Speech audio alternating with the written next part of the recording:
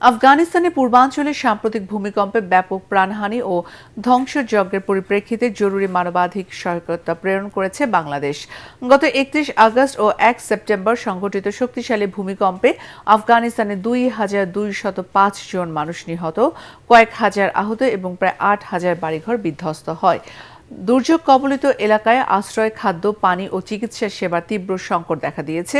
প্রধান উপদেষ্টা ডক্টর মোহাম্মদ ইউনূসের নির্দেশে বাংলাদেশ সরকার তাৎক্ষণিক মানবিক সহায়তার উদ্যোগ গ্রহণ করে। আজ সকাল ৮টায় বাংলাদেশ বিমান বাহিনীর একটি বিশেষ পরিবহন বিমান ত্রাণ সামগ্রী নিয়ে আফগানিস্তানের উদ্দেশ্যে রওনা হয়।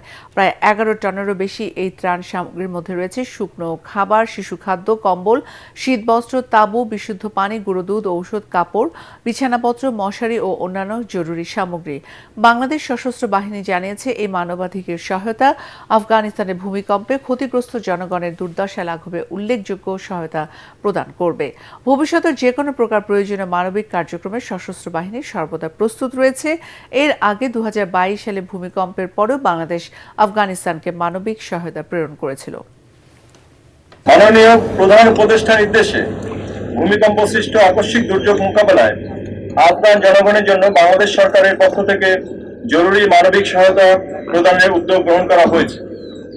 বাংলাদেশ বিমান বাহিনীর একটি পরিবহন বিমান জরুরি ত্রাণ সামগ্রী সহ আফগানিস্তানের উদ্দেশ্যে যাত্রা করবে এবং ত্রাণ সামগ্রী হস্তান্তর শেষে আজই প্রত্যাবর্তন করবে।